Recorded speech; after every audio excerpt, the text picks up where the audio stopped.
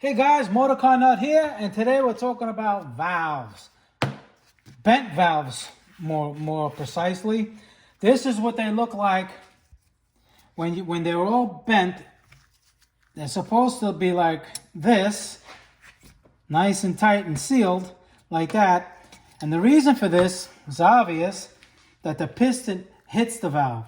All right, we'll come into the car really quick. This is the motor that it came off of. Actually, you can see.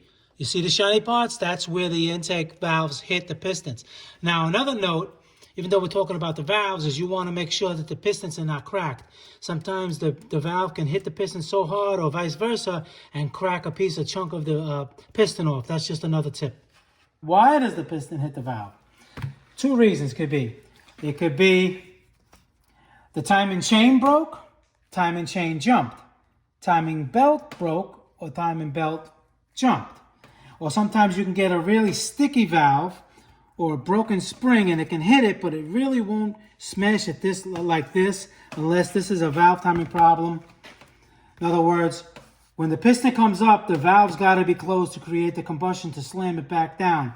If the timing chain or timing belt breaks, then now, of course, as the piston's coming up, the cam is keeping this valve open because the timing is off, and it hits it. And even though it has indentations for the valves, that's usually because the piston is designed for a more higher compression engine, better fuel economy. That has nothing to do with clearance. This is called a interference engine. What that means is, if like I just said, the timing belt or timing chain jumps or breaks, interference means that it's going to interfere. Pistons are going to interfere with the valves and bend them. Non-interference engines, and they're very rare because the older cars could be like that, but they're not as efficient, so that's why they don't make them like that anymore. A lot of people think it's a conspiracy that they do that on purpose. They don't.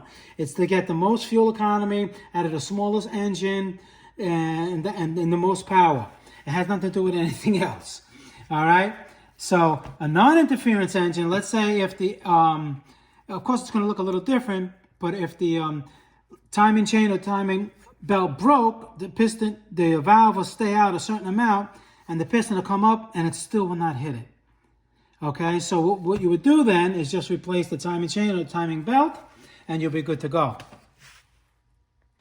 And obviously, the only way to take care of this is take the engine apart, take all the valves out.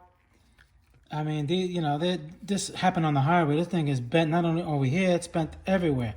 That's carbon. All right? So everything has to be cleaned up. Then the new valves have to be relapped. I have videos on how to relap the valves into the seat, make them nice and tight so they have a nice, good sealed port. And the smaller ones are exhaust. They usually, particularly like this is a VW engine. Typically, the exhausts don't bend. It's the intakes that do, because they're bigger, they stick out more, and that causes. But usually, it's a good idea to replace them all if you're doing it the proper way. All right, guys. So that's just basically a little one-on-one on bent valves, what they look like, and what causes it. All right, guys. MotorCarNut, please subscribe, hit that like button. Any questions, leave them below pertaining to the video. I answer all my questions. Try to get you guys back on the road. No matter how old the video is, I'm always there to help. And I'll see you guys in the next one. Thank you.